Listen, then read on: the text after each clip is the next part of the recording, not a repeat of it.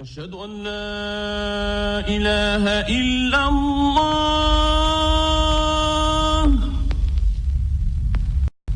أشهد أن لا إله إلا الله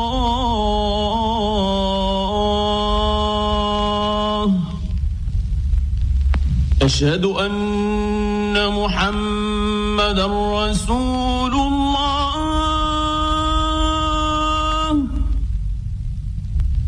أشهد أن محمدًا رسول الله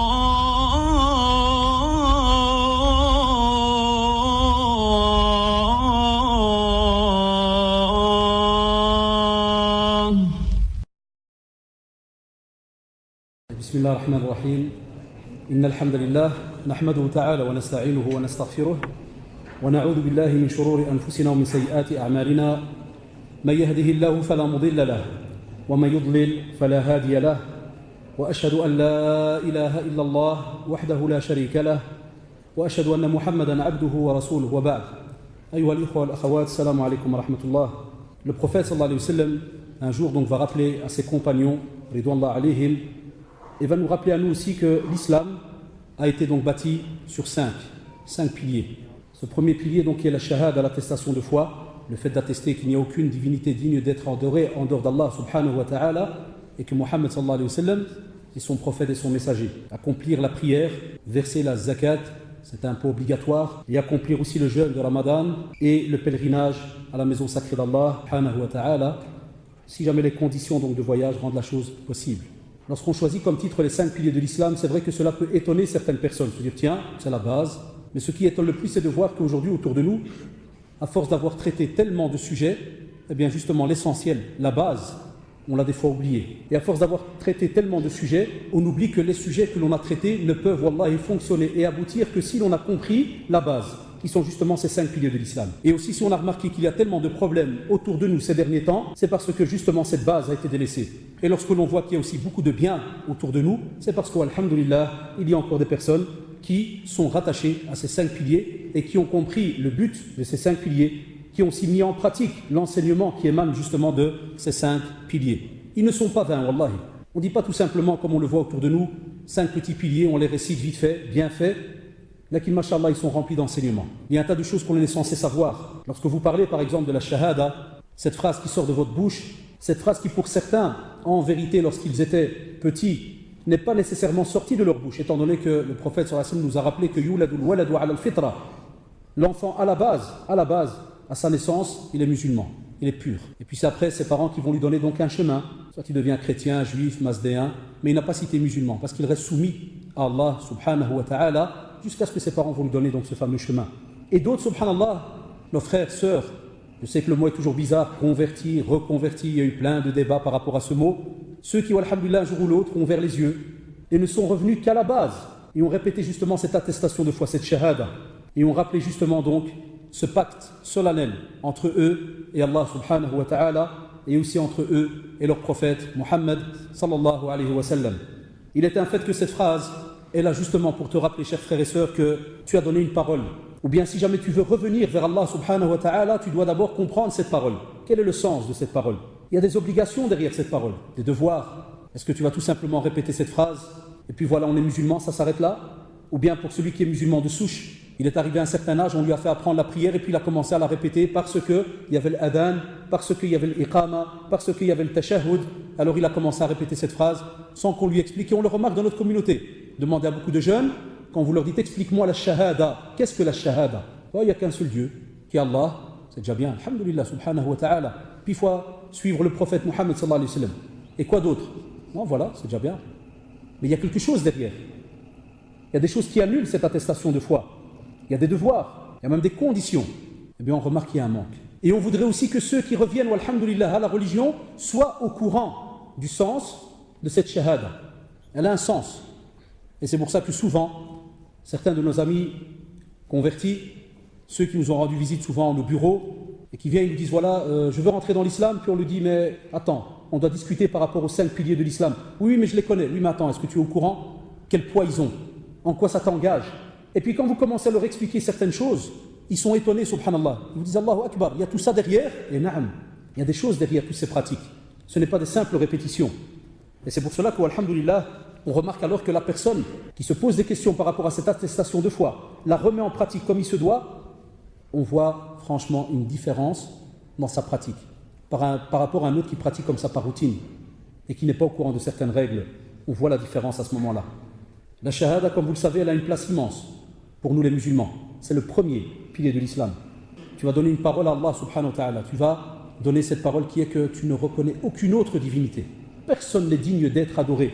Personne. C'est une négation totale en dehors d'Allah subhanahu wa ta'ala.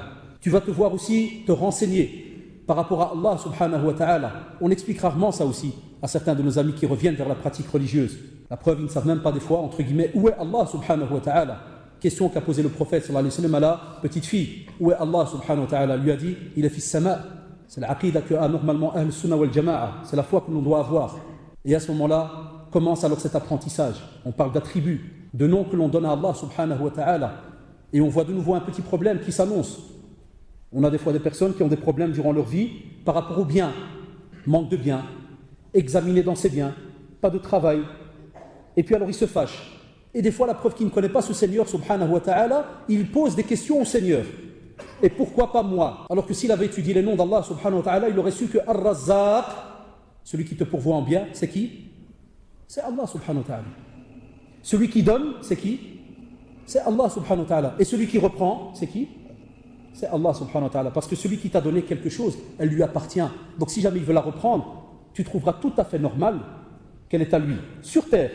Mais subhanallah, lorsqu'on parle de la vie, lorsqu'on parle des fois de certaines choses que tu ne palpes pas, tu n'as pas entre les mains. Le destin, tu ne l'as pas entre les mains. Donc quand quelque chose te touche et que tu as donné ta parole à ce Seigneur en disant c'est lui qui est à la base de tout, alors subhanallah, comment peux-tu alors à ce moment-là lui reposer des questions en disant pourquoi moi et pas un autre? C'est parce qu'effectivement, il y a une méconnaissance de ce Seigneur subhanahu wa ta'ala. Sachez aussi que c'est une parole, wallahi, majestueuse. Tu as un mérite immense quand tu la répètes. Et Allah ne pas spécialement la répéter lorsque tu pries, lorsque tu fais l'adhan, mais essaye de la répéter des fois lorsque tu marches, avant de dormir, lorsque tu repenses à Allah subhanahu wa ta'ala. Répète ce pacte. Et c'est important de le rappeler souvent. Parce que lorsque tu dis ashhadu et que tu attestes, tu donnes ta parole. Donc tu ne peux pas à ce moment-là te retrouver dans une situation ou une position où Allah subhanahu wa ta'ala te verrait dans une contradiction totale. C'est illogique. Impossible. C'est comme si tu dis à quelqu'un, wallahi, si tu dis à quelqu'un je serai présent et tu ne viens pas, est-ce que tu crois qu'il va l'accepter facilement? Tu dois vraiment lui donner de très très bonnes excuses. Mais avec ashhadu an la ilaha illallah, tu ne peux pas être absent. N'importe comment. Impossible. Parce que c'est elle qui va enclencher tous les autres piliers. Sans cette attestation de foi, tu ne pourras rien commencer en tant que musulman. C'est ce qui va te donner cet attribut. Ou sinon impossible.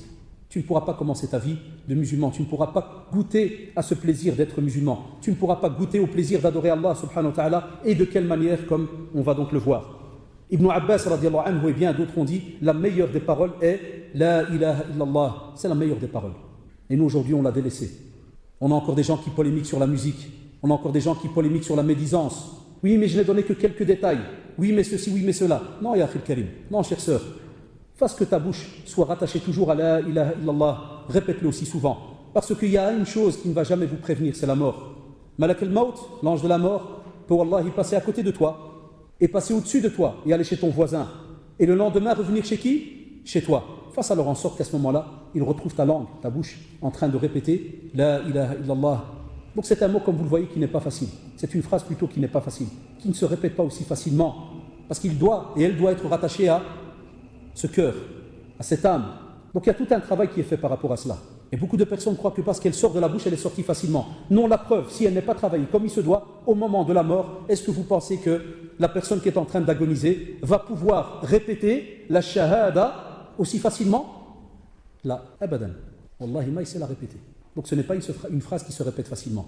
Et on l'a remarqué quand on assistait à l'agonie de certains frères, que lorsque tu lui dis à côté de lui, parce que tu ne peux pas le pousser à dire ashhadu an la ilaha illallah, mais lorsque tu la répètes à côté de lui, et tu lui dis ashhadu an la ilaha illallah, wa anna Muhammadan Rasulullah, ashhadu an la ilaha, il est là, il bégaye. Il y en a d'autres, comme j'ai dit à des frères tout à l'heure, ils chantent. Wallahi, il y en a à certains moments, ils chantent, au moment de l'agonie, parce qu'il revient aux actes les plus aimés qu'il avait sur terre. Amma celui qui était tout le temps habitué à la ilaha illallah, celui-là, subhanallah. Mais parole et pratique, comme on va le voir. Celui-là, il la répète, mais d'une limpidité incroyable. Et des fois, j'assiste à des personnes âgées, fort âgés, vraiment des 90 ans, âge grabataire. Sa peine, des fois même sa famille me dit, subhanallah, il ne parlait plus. Ça fait une semaine qu'il ne parle pas. Une semaine qu'il n'a pas parlé. Et il y en a parmi vous qui ont assisté à cela dans leur famille. Une semaine, pas un mot. Et maintenant, vous avez répété à côté de lui la shahada, subhanallah, il la sort, la phrase sort. C'est normal parce que la shahada n'est pas une phrase vaine que n'importe quel jeune, maintenant, quand il est vraiment à l'aise, tu dis la shahada, ouais, ashhadu an la ilaha illallah. Non, elle sort parce que c'est de la théorie générale. Que Wallah, même un non-musulman peut te répéter. Il y a des non-musulmans qui vont et qui suivent des cours de théologie. Il peut te répéter la shahada, il la connaît, il l'a dit en phonétique, tout ce que tu veux. Lorsqu'il arrive le moment le plus important, et c'est ça qu'on oublie et qu'on néglige. Voilà pourquoi le sujet de ce cours. C'est pas pour vous faire 36 théories pour vous rappeler les piliers de l'islam. La plupart connaissent beaucoup de théories sur les piliers de l'islam. Mais on veut un peu ce petit côté pratique, ce petit côté spirituel. Comment vous ressentez quand vous pensez à la shahada, qu'est-ce qui vient à votre tête? À quoi vous pensez? Comment voyez-vous les choses vraiment? Est-ce que comme il se doit ou bien elle sort comme ça facilement, point à la ligne? La shahada ici, là pour prouver votre rattachement à ce qu'on appelle le tawhid, l'unicité. Et le tawhid, wallah, est à la base de tous nos actes. Parce que tous nos actes, tout ce que l'on fait, est-ce que c'est pour mon père, ma mère? Est-ce que c'est pour ma femme, mon époux, mes enfants? C'est d'abord pour qui? Pour Allah subhanahu wa ta'ala. En sortant cette phrase, en récitant cette phrase, en attestant, tu donnes ta parole que tout ce que tu vas faire comme acte d'adoration, et les actes d'adoration, de nouveau, même dans la définition, tout acte que l'on fait pour plaire à qui? À Allah subhanahu wa ta'ala, et qui est une base où? Dans le Coran et la Sunna. À ce moment-là, subhanallah, la ilaha illallah est accepté, et on va le voir après. Aussi, celui qui répète et qui connaît les mérites et qui met en pratique la ilaha illallah se sauve le jour du jugement dernier. Parce que dans le recueil authentique de Muslim, rahimahullah, le prophète sallallahu entendit un muaddin dire, celui qui appelle les fidèles à la prière, dire, je témoigne. Donc il a entendu le muaddin dire, ashhadu an la ilaha illallah, et le prophète sallallahu alayhi wa sallam de dire, il est sorti de l'enfer. Et dans les deux recueils de hadith authentiques, dans le Bukhari et Muslim, le prophète sallallahu alayhi wa sallam nous dit, Allah subhanahu wa ta'ala a interdit l'enfer à celui qui dit la ilaha illallah en recherchant, regardez, en recherchant la satisfaction d'Allah. On va voir après une petite polémique chez les plus radins et les plus philosophes parmi nous, ceux qui ne mettent aucun pilier de l'islam en pratique et puis qui te disent oui, mais le prophète sallallahu alayhi wa sallam, comme tu l'as dit cher frère, celui qui dit la ilaha illallah dakhala al-jannah, notre tradition, tu dis celui qui dit la ilaha illallah entre au paradis. Et tu lui dis, est-ce que tu pries? Non. Est-ce que tu fais ceci? Non. Est-ce qu'il y a que des non, non, non, non? Paradis? Oui. Qui te l'a dit? Dans quel fahama? Tu te drogues à quoi? Alors celui-là, il faut aller plus loin avec lui dans le côté tout ce qui est médical, psychologique et autres. Parce que vous allez voir qu'il y a quelque chose d'illogique, subhanallah. Comment rechercher la satisfaction d'Allah en ne pratiquant rien du tout, en ne mettant pas en pratique la ilaha illallah? Et tu me dis, je vais avoir le paradis. De quelle manière? Comment? Donc ces traditions, attention, c'est ce qu'on veut rappeler à nos jeunes. Il ne suffit pas de dire oui, j'ai dit la ilaha illallah, donc je rentre au paradis. Abadan, wallahi. Il y a d'abord une pratique. Il y a quelque chose à mettre en pratique derrière. Et là, les savants, machallah, ils en ont parlé en long et en large. Mais ne crois pas que c'est une phrase que tu dis comme ça, rapidement, avec une mauvaise intention, comme pour dire, ah ben je vais me sauver. Non, de nouveau, l'intention est fauchée.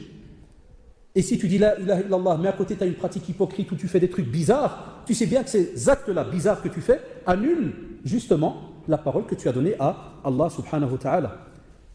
Celui aussi qui dit cette parole sincèrement, c'est pour ça que la plupart, là, quand tu prépares ce sujet, tous les savants, chaque fois, tu vois, chez Cheikh Al-Uthaymi rahimahullah, Ibn Baz rahimahullah et bien d'autres savants, même les anciens, les contemporains, chaque fois revient le mot sincère, et vous allez voir pourquoi. Il te dit, eh bien cette personne sera la plus heureuse le jour donc de l'intercession du prophète sallallahu alayhi wa sallam.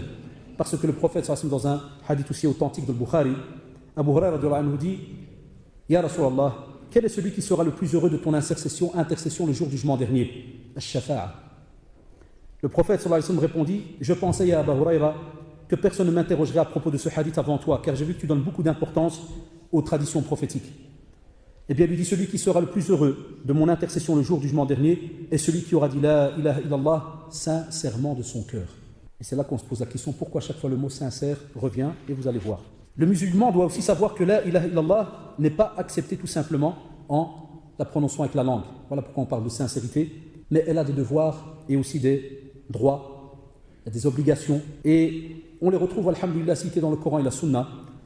Et lorsque vous revenez même chez les anciens, parmi salaf salih, allez chez le Hassan al-Basri, rahimahullah, et vous voyez qu'il dit que des gens disent, celui qui dit la ilaha illallah entrera au paradis.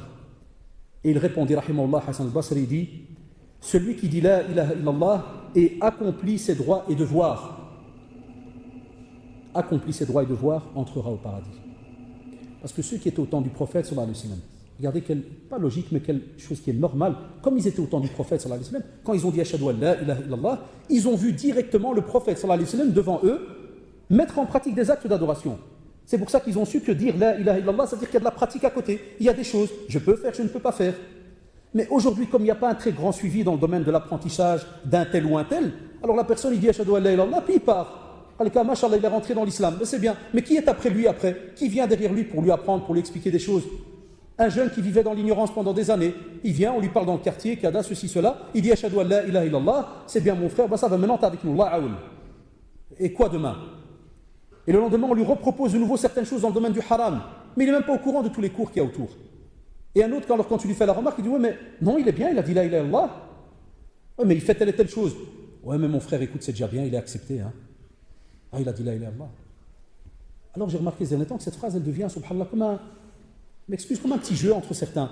Pas le jeu au sens propre du terme, mais comme si c'est employé d'une manière très simpliste. Non, c'est rien, il a dit la ilaha illallah. D'autres ont comme de la pitié. Par exemple, quelqu'un va mourir dans le quartier, on savait, avec preuve et autres, pas de prière, rien, chaht. Même comme ça, on ne va pas dire qu'il est mauvais, Allahu a'lam. Je ne sais pas ce qu'il a fait à la dernière seconde. Mais d'autres, ils te disent alors, oui, mais il disait la ilaha illallah de temps en temps. Hein. Comment ça? Ouais, une fois on avait raté un virage et tout, et je l'ai entendu, là, il a dit Allahu Akbar. Ouais. Et vous aviez raté le virage, vous alliez où? On allait, vous savez bien, on me raconte tellement de trucs. Ouais, on allait dans une soirée, hein? Et alhamdoulilah, quand vous avez crié Allahu Akbar, vous avez raté le virage, vous êtes revenu à la maison? Non, Allah il nous a sauvés, on a continué le chemin. Hein. Alhamdoulilah. Hein. Ah ouais. Non, ça prouve que le frère il est sincère, tabarakallah. Hein. Ah, il a crié Allahu Akbar et subhanallah, la voiture, la jeune. Ah, Flet, elle est revenue à droite. Ah, de nouveau, c'est des trucs de tox, hein, de fou. Allah l'adим. Là, c'est des discussions de fou. C'est Hassan al-Basri, centaines d'années avant nous. Il a fait la remarque à ceux qui l'écoutaient. C'est-à-dire que cette tradition-là, il a fait la remarque en vérité à certains qui commençaient à propager comme phrase, comme pour dire, parce que c'est un seum, wallah, c'est un poison, de seulement dire aux gens, ouais, dis la ilaha illallah, c'est déjà bien, vas-y. Et imaginez-vous en ce temps-là déjà, il y avait déjà l'ibada, il y avait déjà la pratique. Parce que si Hassan al-Basri, rahimahullah, devait venir aujourd'hui, je crois qu'il rajouterait encore d'autres phrases en dessous. Et il leur a dit déjà, faites attention, il faut absolument qu'il y ait des devoirs qui soient accomplis, qu'on ne la dise pas comme ça tout simplement. Alors pour la shahada, les savants, ils ont mis des conditions de la validité pour qu'elle soit valable. Alors écoutez bien. La première, vous allez voir qu'on est très loin. La première, le savoir. C'est-à-dire comprendre son sens, connaître la signification réelle, comme on l'a expliqué, de l'attestation de foi, qu'elle implique, alhamdoulilah, une négation, mais vraiment définitive, de tout shirk, c'est-à-dire le fait d'associer qui que ce soit à Allah subhanahu wa ta'ala. Et à l'inverse, il y a une affirmation de l'unicité de qui? De Allah subhanahu wa ta'ala. Et on le voit aussi que celui qui se conforme donc à cela, eh bien, il va se forcer à faire un tas d'actions, un tas de devoirs qui vont être en concordance donc avec cette phrase, d'office en concordance avec qui? Avec ce que Allah subhanahu wa ta'ala vous impose. Et à ce moment-là, Allah subhanahu wa ta'ala, il nous le rappelle, donc, et il nous dit « Fa'lam annahu la ilaha illallah ». C'était une phrase dans le Coran, et lorsque vous avez ces phrases dans le Coran, qui vous disent « Fa'lam », c'est un ordre, c'est-à-dire sache, va te renseigner. Où sont les parents qui prennent leur enfant à un certain âge et lui expliquent, viens ici. Musulman, na'am. Connais la shahada? Oui, je connais la shahada. La ilallah, ça veut dire quoi? Vous allez voir, les explications sont très basiques. Eh bien, on doit revenir vers les ouvrages qui en parlent. Sinon, on n'aurait pas le temps aujourd'hui. On doit revenir vers les ouvrages qui nous expliquent tout simplement la shahada. Mais on a certains petits malins qui commencent. Mais attention, ne rigolez jamais de la religion. Parce qu'il y en a, quand par exemple, on a fait le sujet, j'ai eu des remarques, des fois des petits mails. Oui, le monde crève. Le monde vit dans le sang, dans le feu, et vous faites les 5 piliers de l'islam. Je reste zen, je renvoie. Le jour où le monde comprendra les 5 piliers de l'islam, peut-être que le feu diminuera un peu. C'est tout bête comme réponse. Lakin, c'est la réalité de ce monde. C'est parce qu'on a l'impression des fois que vraiment on adore Allah comme il se doit, qu'on met vraiment en pratique les devoirs qu'il faut. Non, si tu ne mets pas en pratique les devoirs comme il se doit, et tu ne comprends pas la chose, tu ne comprends pas la shahada, eh bien il peut arriver que des fois tu te fasses un acte mais qui n'est pas conforme. Et on va le voir après. Et tu comprendras alors qu'à ce moment-là, c'est normal qu'il y a du feu partout. Parce qu'Allah subhanahu wa ta'ala, est-ce qu'il répondra à tes invocations alors que tu es un mouchirik, tu es quelqu'un qui associe, qui va te battre chez Moulay Titi et compagnie? Est-ce qu'il va répondre à tes invocations? Jamais de la vie. Est-ce que si jamais il y a un tourment, un problème qui va toucher la communauté, et toi tu n'adores pas Allah comme il se doit, et tu viens après invoquer, est-ce que tu crois qu'Allah subhanahu wa ta'ala va retirer ce tourment de la communauté, ces problèmes de la communauté? Donc c'est un sujet qui en vérité est encore plus aujourd'hui, étant donné que les choses vont tellement vite, on doit le rappeler donc tout le temps, spécialement par rapport à l'attestation donc de la foi. Deuxièmement, il y a la certitude. Il ne suffit pas seulement d'être au courant de qu'est-ce que veut dire l'attestation de foi, la shahada, mais aussi il faut prononcer donc l'attestation d'unicité d'Allah subhanahu wa ta'ala, mais avec certitude. Qui dit certitude dit conviction et aussi un cœur reposé. Conviction, eh bien maintenant vous commencez à comprendre qu'il y a de la pratique. On doit commencer à bouger, on doit commencer à se poser des questions, on doit demander qu'est-ce qui se passe, qu'est-ce qu'il y a derrière, et sans laisser s'infiltrer le moindre doute, parce que Satan va venir. Nos frères convertis me disent souvent, ils me font souvent la remarque, ils nous disent subhanallah, frères et sœurs, ils nous disent subhanallah, avant que je dise la shahada, j'étais à l'aise, je vivais à l'aise, je faisais n'importe quoi. Le jour où j'ai à peine commencé à réfléchir par rapport à la shahada, je sens qu'il y a une petite bagarre à l'intérieur.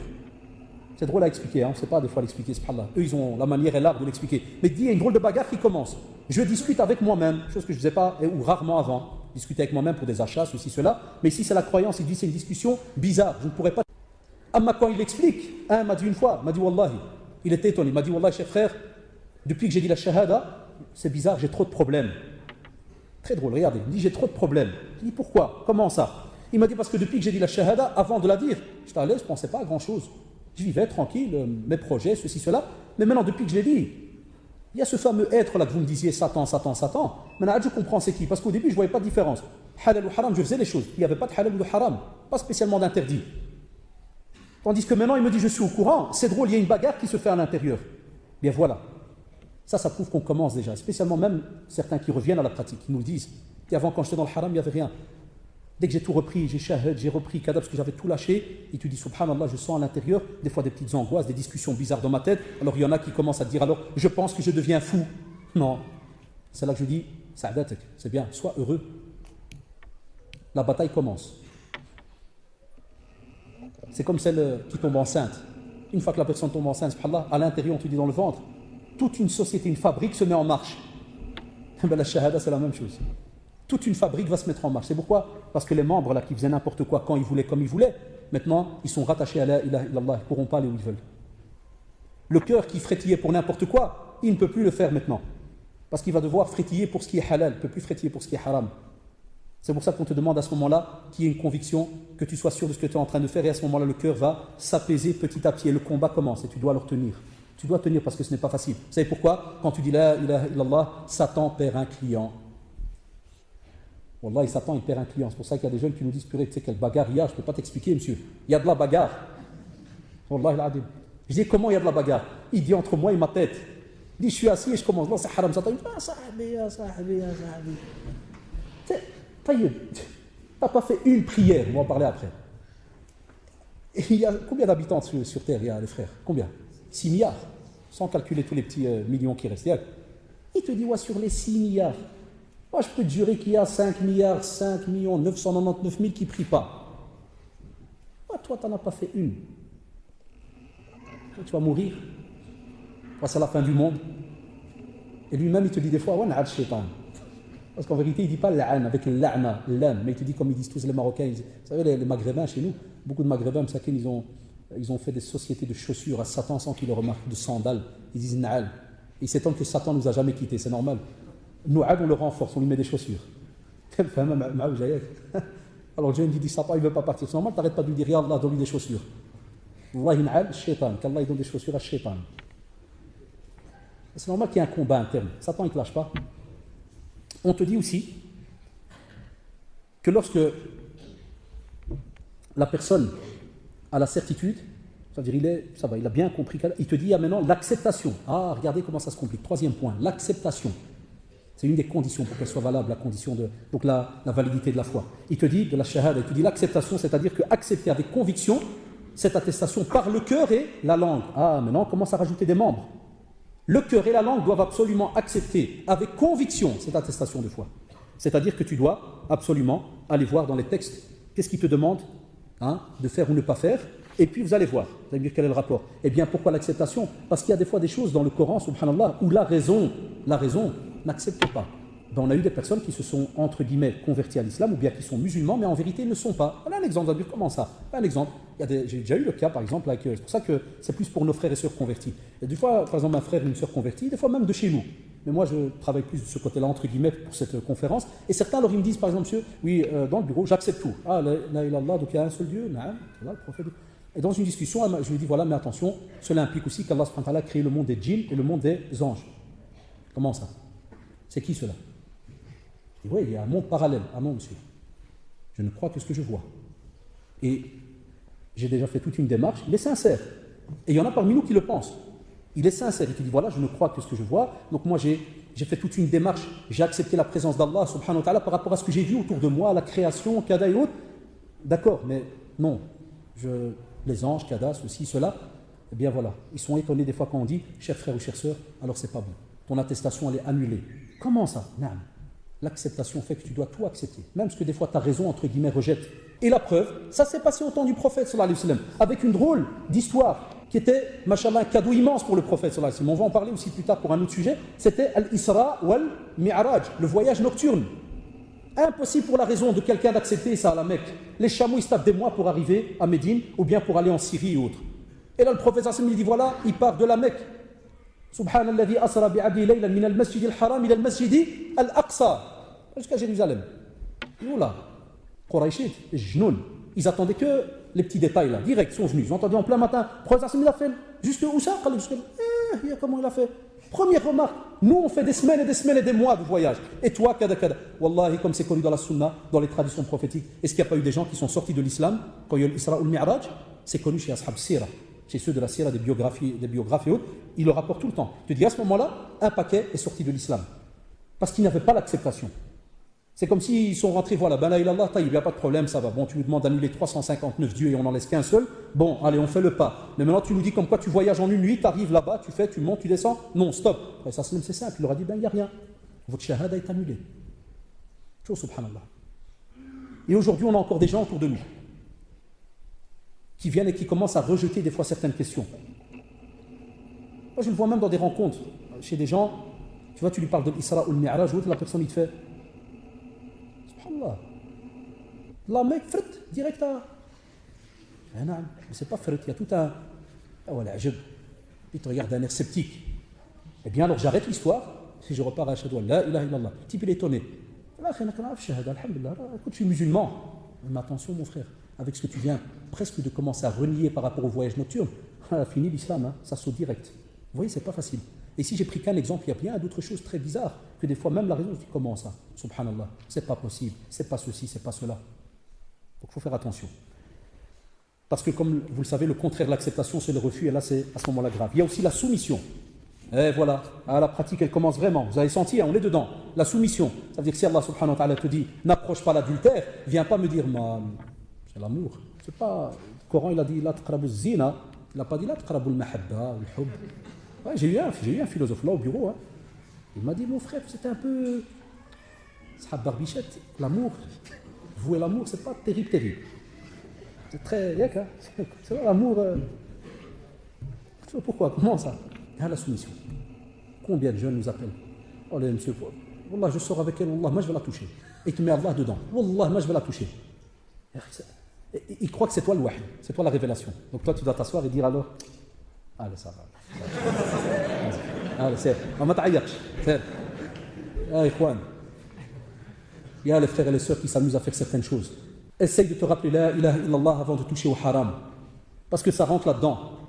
La soumission à tout ce qui est accepté et tout ce qui est rejeté. Même ce qui est rejeté, tu dois t'y soumettre. Et pour nos frères et sœurs convertis, ceux qui rentrent ou bien qui réfléchissent pour y entrer, la même chose. Des fois, ils nous disent, oui, mais telle chose, je ne peux pas l'arrêter, c'est vraiment un hobby, moi, je raffole de ça. J'ai eu souvent, des fois, des remarques dans des cours. Oui, mais moi, je raffole 15 ans que je fais ça. Mais voilà ton amour vis-à-vis d'Allah, subhanahu wa ta'ala. Quand tu prouves ton amour vis-à-vis d'Allah, subhanahu wa ta'ala, tu dois arrêter cette chose parce qu'elle est haram. Elle est dans le Coran. Oui, mais Allah, il m'aime comme je suis. Na'am. Allah, subhanahu wa ta'ala, t'a créé, il t'aime comme tu es, musulman. Mais pas que tu lui montres que tu as deux visages. Musulman, oui, mais pour d'autres choses, non. On ne peut pas. C'est un package. Ah, mashallah, c'est une parole lourde de sens, de responsabilité. Et là, tu ne peux pas rejeter des choses qu'Allah subhanahu wa ta'ala t'ordonne de faire. La sincérité aussi. La sincérité, c'est-à-dire que après, quand tu mets en pratique un acte, tu ne le fais pas pour plaire aux autres. Chers frères, chères sœurs, ne reviens pas pas ou n'entre pas l'islam pour te marier. Pour les yeux d'Abdel, la shahada est égale 0. Pour les yeux de Fatih, la shahada est égale 0. On ne peut pas, et on en a beaucoup, msakin, qui nous viennent. Quand je dis les pauvres, parce que des fois ils sont sincères, ou bien naïfs. Ils sont embobinés par certains sur internet, qui sont au bled ou je ne sais où, dans quel pays. Et alors elles savent que le padré qui est là-bas, c'est peut-être un petit vieux, mais qu'il est encore sincère. Il veut que sa fille absolument, alhamdoulilah, c'est une règle, se marie avec un musulman. Alors elle lui dit sur internet, il y en a qui m'apportent des trucs imprimés. Oui, écoute, il suffit que tu dis La ilaha illallah, écris-le-moi en phonétique, Ariach l'écrit, toi tu le répètes, et je vais mettre la webcam et tu le répètes devant mon père. Il est au fin fond de Zranran, à Zegangan, ou bien à Kaza, ou je ne sais pas dans quel bled Msiyeb, et il lui met, et ils m'ont montré. Wallah, il vient tout naïf, il me dit monsieur, je ne me sens pas. Regardez jusqu'où on a été nous. On est des requins, hein, là. On va loin. Ça, le type, il vient, il me montre ce qu'il a imprimé ça d'internet, il me dit regardez, elle me dit je mets la webcam, je mets le casque, je répète comme ça devant son père, mais il me dit mais moi monsieur, je veux pas. Ben voilà. Parce qu'il n'y a pas de soumission, il n'y a pas d'acceptation, il n'y a pas de certitude, il n'y a rien. Et tu dis, Wallah, je préfère celui-là que elle. Alors, au moins, il est sincère, il dit la vérité, mais il sent qu'il est prêt à discuter. Bien, tu dis, voilà, regardez, qu'est-ce qu'il y a. À l'autre, elle va vivre dans le haram toute sa vie, dans le zina ou l'adouillah. Imaginez-vous. Après cela, il faut aimer aussi l'attestation. Aimer l'attestation de foi, c'est aimer tout ce que vous allez devoir mettre en pratique, ce qui va en découler. Et c'est aussi l'amour d'Allah, subhanahu wa ta'ala. C'est aussi l'amour de son prophète, sallallahu alayhi wa sallam. Et on vous dit que cet amour doit prédominer sur toute autre chose. On ne peut rien aimer en dehors d'Allah subhanahu wa ta'ala et son prophète en premier, au même étage. Personne ne peut être à ce même étage-là. Des fois, il y a des personnes qui s'aiment même à eux-mêmes. Ou bien qui te disent non, moi, mes parents, c'est au-dessus de tout. Cette phrase, tu dois la nettoyer. Prophète sallallahu alayhi wa sallam. Et comme vous le savez, sur les êtres humains, prophète sallallahu alayhi wa sallam. Pas aimer quelqu'un plus que le prophète sallallahu alayhi wa sallam. Et puis tu as, alhamdoulilah, c'est tout à fait normal, Allah subhanahu wa ta'ala. Aussi, le suivi. Le suivi, subhanallah, ça enclenche même la deuxième partie de l'attestation de foi. C'est wa ashhadu anna Muhammadan Rasulullah. Cheikh al-Uthaymi rahimahullah, il rappelle et nous dit qu'il faut absolument donc vouer, alhamdulillah, exclusivement son adoration à Allah subhanahu wa ta'ala. Et il nous dit aussi qu'il faut que l'on comprenne qu'un acte d'adoration ne sera accepté d'Allah subhanahu wa ta'ala qu'après qu'il ait rempli donc deux conditions. La première, c'est la sincérité, al-ikhlas. Et la deuxième, on le retrouve dans la deuxième partie de la shahada, c'est al-mutaba'a. C'est-à-dire le suivi de qui? Du prophète sallallahu alayhi wa sallam. Wa ma atakumur rasoul fakhudhuhu. Ce que le prophète sallallahu alayhi wa sallam vous a apporté, vous a montré, vous a enseigné, vous devez le suivre. Et même Allah subhanahu wa ta'ala dans un autre verset, il nous dit si jamais vous dites que vous aimez Allah subhanahu wa ta'ala, suivez-moi, fattabi'oun, suivez-moi. C'est qui ça moi? Le prophète sallallahu alayhi wa sallam. Les deux vont de pair. À ceux qui négligent la sunna du prophète sallallahu alayhi wa sallam. À ceux qui appellent la sunna du prophète, ça c'est un détail. Et d'autres qu'Allah les guides appellent cela des épluchures. Kshur. Il y en a qui te disent oh mon frère, c'est un détail, c'est pas la fin du monde. Hein. Tu as un chien, tu lui dis mon frère, quand tu vas prier, si tu as un jeans, toi par exemple, un exemple, toi tu as de tes hanches à tes doigts de pied, tu as 1m10. Et tu me mets un jeans de 2 mètres. Donc il y a plus de 90 cm qui passent dans le vent. Vous avez déjà remarqué, certains quand ils viennent prier, ils plient leur sarwal en 4. J'ai jamais compris pourquoi. Si tu le plies, c'est qu'il y a apparemment du surplus. S'il y a du surplus, pourquoi quand tu sors de la mosquée comme Ahmar, tu remets le surplus? Il y a des trucs bizarres, mais à la coulée, il n'y a toujours pas de réponse. Donc le gars, il relâche tout est noir, c'est sale, et on nettoie tout ce que tu veux, puis quand il revient, il le plie, mais après quand tu dis, écoute, le prince il te demande, il te dit, voilà, vous allez comprendre le pourquoi. Il te dit, voilà, la cheville, arrête-toi la cheville, c'est important. C'est halal ou haram, mon frère? Ça commence la discussion. Écoute, même les savants, ils le disent, il y a un hadith du prophète, il te dit, mais au-dessus de la cheville. Non, mais je veux savoir, c'est mokroh ou c'est mustahab? Mon frère, tu ne peux pas. Et si je le fais, je vais le jahannam. Après 1 heure, il a la 122e question. Et ceux qui meurent dans le monde, tu crois qu'ils pensent à la cheville, pas la cheville, ils commencent à leur appliquer des crises comme ça bizarres. On a des drôles comme ça qui commencent à s'énerver, et puis il part. Non, c'est tout simplement pour te dire que le prophète sallallahu alayhi wa sallam, des fois, il a demandé des choses anodines, très bizarres, qui peuvent aujourd'hui, wallah, nous faire réfléchir et se dire, subhanallah, pourquoi embêter quelqu'un pour un pantalon qui dépasse la cheville? Quelqu'un pourrait nous dire, mais subhanallah, où est le problème? Je tue personne. Je ne suis pas orgueilleux, je ne suis rien. Voilà le mutaba'a. Et cela, ça t'éduque pour que tu apprennes que lorsque tu viens prier, tu ne viens pas en disant Allahu Akbar. Si tu fais ça, qu'est-ce que quelqu'un dirait? Par exemple, un jour, tu rentres dans une mosquée et tu viens, tu te mets debout devant le qibla et tu te fais Allahu Akbar, tu te fais comme ça. Les gens, qu'est-ce qu'ils vont te dire? Soit tu vas tomber dans une mosquée pure et dure, ils vont te balayer direct. Et tant que ta main revient, tu en as déjà 2 qui vont te t'aller. Ils vont dire je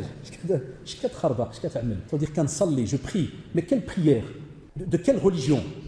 Dès que tu vas dire l'islam, ils vont dire stop. Le prophète sallallahu alayhi wa sallam m'a dit Sallu kama ra'aytumuni usalli. Priez comme vous m'avez vu, priez. Donc, kana sallallahu alayhi wa sallam après qu'il faisait takbirat al-ihram, yada'u yadahu al-yumna ala yadahu al-yusra fi as-salat. Voilà, il y a un hadith, le prophète mettait sa main droite sur la main gauche dans la prière quand il priait. Et tu as comme ça plein de traditions. Rapportez qui te montre comment on mettait les mains, quand on descendait, quand on remontait, qu'est-ce qu'il faut dire, qu'est-ce qu'on ne peut pas dire, est-ce qu'on peut lire du Coran quand on est incliné. Tout est expliqué. Al-mutaba'a, le suivi du prophète sallallahu alayhi wa sallam. Ah, les innovateurs. Ah, les innovateurs, pourquoi? Ce qu'on appelle al-mubtadi'a, qui des fois sont un peu vexés.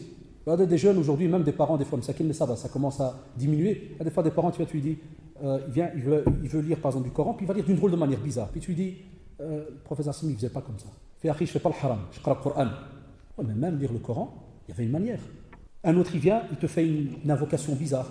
Il se met dans une position bizarre. Tu dis, le professeur Hassan ne l'a pas fait comme ça. Fais akhi, j'ai tué quelqu'un. Tu entends souvent ça. J'ai fait du mal. Mais alors, si cette théorie, comme tu le dis toi, est celle qui doit normalement prédominer, alors pourquoi le prophète Hassan s'est cassé la tête avec celui qui était venu prier, Al-Moussi au Salatu? C'est très connu ce hadith, celui qui faisait des erreurs dans sa prière. Il est venu, il a fait une prière, le prophète Hassan lui a dit Salli, fa innaka lan tusalli. Il a dit repris, tu n'as pas prié. Subhanallah, il s'est levé, il est reparti. Allahu Akbar, kada, kada. Aoud, il est revenu. Ça fait Rasulullah, il a dit là, Salli, fa innaka lan tusalli. Il a revenu plusieurs fois. Après, il a repris, il lui a tout montré la prière de A à Z. Pourquoi? On aurait pu dire aussi la même chose, mais là on n'aurait pas osé parce que c'est le prophète sallallahu alayhi wa sallam. Mais comme il n'est pas là maintenant, sallallahu alayhi wa sallam, les gens se permettent, quand tu dis à quelqu'un, écoute, c'est une sunna, wa'alash, toujours comme ça dans nos familles. Ou bien tu as les autres phrases, wa'ayyaqtu. Oh, sahibi, shahal ayyaqtu touma. Oh, rabbi kbir. Wahta al-musiba kbira. Wahta al-mu'asiya kbira. Wahta al-sayyi'a kbira. Est-ce que tu sais c'est quoi imaginer une sayyi'a wal-'a'idhu billah le jour du jugement dernier? Wa kullu bid'atin dalalah. Wa kullu dalalatin fi an-nar. Qu'est-ce que tu fais? Chaque innovation, wallahi, est un égarement. Chaque égarement, vous savez bien, tout ce que vous allez faire comme acte d'égarement, vous trouvez après en enfer. Alors comment tu fais? Comment tu répondras ce jour-là? Mais là c'est trop tard, tu ne peux plus répondre parce que tu es dedans. Vous voyez la différence? On vous dit faites attention. Aussi, nos frères, quand vous mettez en pratique un acte d'adoration, il doit absolument correspondre à la législation musulmane, Coran et Sunna. Lorsque tu dis Ashhadu an la ilaha illallah wa anna Muhammadan Rasulullah sallallahu alayhi wa sallam, tu viens de donner ta parole que tu vas mettre en pratique tout ce que le prophète a dit, mais d'après comment lui l'a expliqué. Aussi, la législation dans son genre. Dans son genre. Il y en a plein qui ne sont même pas au courant. Vous savez c'est quoi dans son genre? Il y a l'Eid. Le prophète sallallahu alayhi wa sallam a laissé aux compagnons les textes qui expliquent qu'est-ce qu'on doit égorger, sacrifier le jour de l'Eid. Ces derniers temps, t'en as qui commencent à nous appeler au centre, monsieur, est-ce qu'on peut dbah une djaja في العيد, une poule? Pour rigoler, je dis à un, je dis un djaja, personne ne dbhouk. C'est arrivé en 2008 à me demander s'il faut dbah un poulet. On doit commencer par toi. Il rigole là, mais là. Allah subhanahu wa ta'ala, il nous a laissé comme ça pour l'Eid. Et alors chacun d'entre nous, par exemple, si on était dans un quartier, un exemple, t'habites à Moulem, et tu portes Allah bourré de chats. T'imagines un khoro qui vient et tu dis, tu sais quoi, drari cette année, on va aïder avec les chats. Khel moujoud. Alhamdoulilah, c'est des ibadullah. Allah les a mis sur terre pour nous. Qu'est-ce que vous allez lui dire? Ahmaq. Sahoulala. Alash. Regardez quand on fait la psycho inversée là. Là on trouve direct les réponses. On se dit, non mais on ne va jamais un chat. Mais n'oubliez pas, il y a des gens, ils ont des philosophies bizarres. Parce que c'est un très beau proverbe ancien. Quand le ventre est plein, et nous en Belgique, effectivement, le ventre il est plein. On mange à notre faim. C'est pour ça que certains, quand ils amarrent bien le kirch et qui s'assient le soir entre eux, commencent à philosopher. Et Mohamed, qu'est-ce qu'on débâche cette année? Ah, j'ai dit, on débâche un chat, c'est haram. Et ça, tu sens que c'est des gens qui vivent bien. Voilà. Parce que le ventre il est plein, donc l'aqal il déborde. Mais quand tu vas chez des pauvres qui calculent tout au gramme près, tu vas voir s'il va te dire je vais te battre un chat. Donc on ne joue pas avec la législation. On ne peut pas. Aussi, dans sa quantité. Regardez c'est quoi suivre le prophète sallallahu alayhi wa sallam. Quelqu'un pourrait aujourd'hui venir nous dire Wallahi, moi je viens de me convertir. 35 ans dans l'ignorance. Eh bien, au lieu de 5 prières par jour, je vais en faire 15 par jour. Dhuhr, je vais en faire 3. Asar, 3. Maghrib, 3. Est-ce qu'on peut? Là. On va te dire au contraire, marhaban, bienvenue chers frères et sœurs, ton compte repart à 0 quand tu te convertis. Et maintenant tu peux commencer à faire les actes. Vas-y, rajoute des choses, kada, mais d'après la sunna. Et on le voit comme ça dans tous les petits domaines sectaires et autres, dans certaines pratiques bizarres, à gauche, à droite, on rajoute un tas de choses, parce que soi-disant on veut plaire à Allah subhanahu wa ta'ala. L'adoration a été bien expliquée. Al-yawma akmaltu lakum, zid, wash al-fahma diyalkum, ou la din diyalkum. C'est quoi qui a été terminé, parfait? Répétez-le. Comme ça vous êtes témoin le jour du jugement dernier. Tous ceux qui vont aller faire des trucs bizarres après. Le din a été terminé. Tout a été bien expliqué par le prophète sallallahu alayhi wa sallam. Donc la quantité, 4 raka'a, 2 raka'a, ceci, cela, tout ça, donc a été expliqué. Aussi dans sa manière, on ne vient pas se laver les pieds en se lavant seulement une orteil. Un jour quelqu'un peut te dire, ouais, moi, se laver le pied, ben, moi j'ai lavé une orteil, c'est le pied. Qu'est-ce que tu vas lui dire? Ahmaq. Fou, je peux pas. Parce qu'on a les textes qui t'expliquent jusqu'où tu peux laver et ainsi de suite. C'est drôle, hein, mais c'est là que tu prouves ton attestation de foi. Aussi, l'adoration par rapport à la période. Imagine quelqu'un qui veut faire le hajj, tu sais quoi, cette année, il fait le pèlerinage, mais il prend internet, oui, donc la Mecque, en mai, il fait 30 degrés. Je vais le faire en mai, le hajj. Oui, je vais le faire en mai, parce qu'il y a moins de monde, et à Minan, c'est vide, ce qui est normal, c'est seul Hebel qui le fait en mai. Mais Mohim va dire, ouais, mais je vais le faire. Est-ce qu'on peut, de nouveau, l'attestation de foi, t'annule cela? Parce qu'il est obligatoire de faire les choses d'après aussi, la période, et l'adoration aussi par rapport au lieu. Quelqu'un qui voudrait, le jour de Arafat, aller faire ça à Muzdalifa, est-ce qu'on peut? Non, on va te dire, le prophète Asma a demandé d'être debout, ça à Arafat. Vous voyez comment est-ce que la sunna du prophète, comment est-ce qu'elle est importante, subhanallah. Et nous, on résume cela en 2 minutes. Deuxième pilier de l'islam. Prophète sallallahu alayhi wa sallam. Sa tête sur la cuisse de Aïcha radiyallahu anha. Il agonise, il est mourant, et il répète As-salah, As-salah, As-salah, wa ma malakat aymanukum. La prière, la prière, la prière. Et on a encore aujourd'hui qui discutent sur la prière, qui polémiquent sur la prière, qui me posent comme question, si on ne prie pas, c'est vrai qu'on va en enfer. Et il te sort alors le premier pilier. Mais j'ai dit la ilaha illallah. Vas-y, je sur terre, tu verras où tu vas je après. Wallah, fais le fanjo, vas-y, amuse-toi, fais le philosophe et tout. Wallah, moi, alhamdoulilah, nous, on transmet. C'est pas moi qui va te faire entrer en enfer, matraf. Il y a ceux qui s'occupent de l'enfer, puisqu'Allah subhanahu wa ta'ala dit dans le Coran. Il va interpeller les gardes de l'enfer. Il va leur dire Khudouhu farulluh, thumma al-jahima salluh. Prenez-le et enchaînez-le. Et en enfer, jetez-le. D'autres vont rencontrer, certains ils vont leur dire Ma salakakum fi saqar. Qui vous a jeté en enfer? Tout subhanallah. Ah, les jeunes qui se posent encore des questions. Ah, les jeunes qui ne prient pas. Wallahi, vous êtes des fous. Wallahi, l'adil ne peut le faire qu'un fou. C'est comme le gars qui sait qui va sur une autoroute, puis on met une plaque, on dit Monsieur, c'est écrit en grand, si vous continuez, il y a un trou. Et lui, Adi met la 4e. Adi dit Bismillah, il avance. Wallahi, comme si tu es assis à côté de lui, qu'est-ce que tu fais? Tu sautes de la voiture. Il dit Mais il est fou. La même chose pour il ne prie pas, il entend les textes, il sait qu'il y a Jahannam, qu'il y a un tas de choses. Il sait que c'est le pilier, alhamdoulilah, le plus important après la shahada, que même si tu es malade, même si tu es au temps du prophète Aslam, au moment même du combat, ceux qui connaissent alhamdoulilah la jurisprudence, est-ce qu'il n'y a pas la prière, comment elle se fait quand il y a la guerre? Un groupe qui prie, l'autre qui surveille, l'autre qui monte, l'autre qui descend.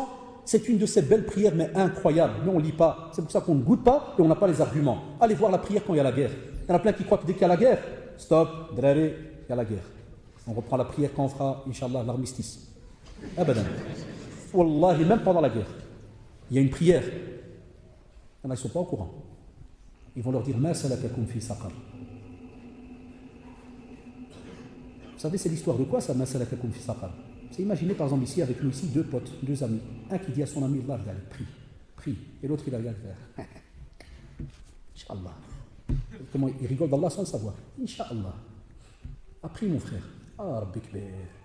Prie mon frère, il y a le temps. Vous savez toutes ces phrases, hein? Oh, prie mon frère, on est encore jeune. Oh, prie mon frère, c'est bien. Chacun a ses excuses. Les deux, ils vont se quitter un jour, par la mort. Ils vont marcher. Celui-là qui était bien, il va marcher, il va vers le paradis. À ce moment, quelqu'un qui va passer devant Jahannam, puis il va être étonné. Abdel, qu'est-ce que tu fous là? Qu'est-ce que tu fais, ça, Abdel? Moi, je l'ai dit d'une manière un peu, pour que ça passe, Allah subhanahu wa ta'ala l'a dit d'une manière limpide. Il va lui dire Ma salakakum fi saqar, parce qu'on aura beaucoup. Qalou, ils vont parler. Lam nakum minal musallin. On n'était pas de ceux qui priaient. Voilà la réponse à ceux qui viennent nous demander encore dans les petites fatwas. Est-ce que celui qui ne prie pas, il va à Jahannam? Non, il va à Taïwan, Tahiti, il va... Ouais, je peux vous trouver des endroits. Là, il y a moyen que je vous envoie des endroits. J'ai des amis qui travaillent dans des agences de voyage et tout. Allah subhanahu wa ta'ala a répondu. Taqiyullah, les jeunes qui se posent encore des questions. Qalou lam nakum minal musallin. Et avant cela, ils étaient où? Dans Saqar, dans Jahannam. Voilà la réponse. Faites attention. Et sont cités dedans aussi ceux qui ne donnaient pas aux pauvres et kunna nakhudu ma'a al-kha'idin. Et ceux qui se pavanent, tu sais, ceux qui c'est l'heure de la prière, et puis là, assis au coin, tu dis Mohamed, viens, on va prier. J'arrive. Tu sors de la mosquée, il est toujours là comme un poteau. Et Abdel, on va pas prier. Wallah, j'ai réfléchi, je suis un hypocrite en vérité, donc je préfère pas être devant Allah subhanahu wa ta'ala, parce que ça c'est les beaux, c'est avec les fameux tox là. C'est parce que si je suis hypocrite, je peux pas faire l'hypocrite. Je peux pas. Je veux venir devant Allah, je suis pas bien, je prie pas, donc je peux pas être devant Allah, donc je préfère pas prier. Le shaitan il fait des pirouettes sur la tête, il se dit, oh, des comme cela, arjib, apporte. À l'appel, il les aime bien ceux-là. Ah, akhil karim. Qalu lam nakum min al-musallin. La prière, comme vous le savez, elle est quelque chose, wallahi, qui apaisait le prophète sallallahu alayhi wa sallam. Il attendait l'heure de la prière. Donc pour tous ceux qui rentrent dans l'islam, tous ceux qui reviennent, la prière, la prière, la prière. Sans la prière, c'est le code PIN. Sans la prière, wallahi, zéro. Et à ce moment-là, quand on revient, on vous dit, et ça c'est un devoir de la communauté, de ceux qui prient à la mosquée. On dit à nos frères, priez à la mosquée. Pourquoi? Parce que alors, il y a des jeunes qui viennent, il y a des convertis qui viennent, il y a des nouveaux qui reviennent dans la prière, qui avant l'ont délaissé ou n'ont jamais prié de leur vie. On doit les prendre en charge, on doit leur expliquer comment se fait la prière. En plus, maintenant, alhamdoulilah, même ceux qui prient, qui ne savaient pas, qui ne connaissaient pas la prière, il y a des librairies, ils vendent des livres sur la prière. Il y a même maintenant sur Internet, il y a même des CD. Nous, on donne cours dans les écoles, on a même maintenant des CD qui t'expliquent la prière de A à Z. Quand tu montes, tu descends, vraiment au ralenti, pause, tout ce que tu veux, on a tout. Il y a ceux maintenant qui ont les téléphones là, où tu as le Wi-Fi directement, tu peux être assis à un endroit, il y a du Wi-Fi, même à la maison, wallahi. Tu te connectes avec ton GSM sur Internet, tu rentres dans Google et tu mets prière islam. Et tabarakallah, tu as 36 sites. Regardez la technologie, comment Allah subhanahu wa ta'ala nous a facilité les choses. Est-ce qu'on a des excuses aujourd'hui? Abadan. Et on dit alors aux frères et sœurs qui rentrent dans l'islam, allez directement vous attacher à quelqu'un qui s'y connaît dans la religion pour qu'il vous montre la prière et toujours aussi acheter un ouvrage. Il y a un très très beau ouvrage, et couleur souvent bordeaux, du Cheikh Al-Albani rahimahullah, qui s'appelle La prière du prophète du début jusqu'à la fin, comme si tu le voyais prier. Se trouve souvent à Rue de la Limite et dans les autres librairies. Il existe très très beaux livres. Et tu lis, tu poses des questions à l'imam à la mosquée. Les sœurs, la même chose. Rattachez-vous à une sœur, à une famille, des voisins, des gens, alhamdoulilah, où vous voyez qu'ils pratiquent, ils connaissent la religion. En vérité, wallahi, même les imams devraient normalement, chaque fois qu'ils terminent la prière, ils prennent un micro et disent salam alaikum. Est-ce qu'il y a quelqu'un qui est peut-être nouveau avec nous et qui est gêné, qui ne connaît pas la prière? Je n'ai pas besoin qu'il lève la main devant tout le monde. Je vais rester là s'il veut venir chez moi, marhaban. Ça, c'est le rôle du prédicateur, spécialement l'imam dans la mosquée. Aussi, on vous dit que vous devez absolument savoir que le jour du jugement dernier, cette prière va être témoin aussi, pour vous ou bien contre vous. Parce que cette prière, un des sens qu'elle a, wallahi, c'est le premier contact que vous avez avec Allah subhanahu wa ta'ala. C'est le premier contact qui va faire que vous allez dialoguer avec Allah subhanahu wa ta'ala. C'est le moment le plus intime avec Allah subhanahu wa ta'ala, et spécialement quand tu es dans le sujoud. C'est un moment privé. Regardez quelle beauté dans la prière. C'est-à-dire que 5 fois par jour, tu ne vas remercier Allah subhanahu wa ta'ala pendant 3 minutes par rapport à quoi? À 24 heures qu'il t'a donné. Et toi, tu viens 3 petites minutes. Pour faire quoi? Les louanges à Allah subhanahu wa ta'ala. Pour lui montrer et pour rappeler à ce corps, à cette âme qui des fois est orgueilleuse, que Allahu Akbar. C'est-à-dire que Allah, il est Akbar de toute autre chose. De la vie, de l'argent, de ta femme, de ton époux, de tes enfants, du travail, du patron, de qui que tu veux. Il est Akbar. Il est le plus grand. Subhanahu wa ta'ala. Ça calme aussi et ça te rend modeste. Quand tu es par exemple des fois un petit chef d'équipe, ou quand tu es des fois un petit responsable, tu viens, tu colles ton front avec tout le monde, le riche, le pauvre, tout le monde.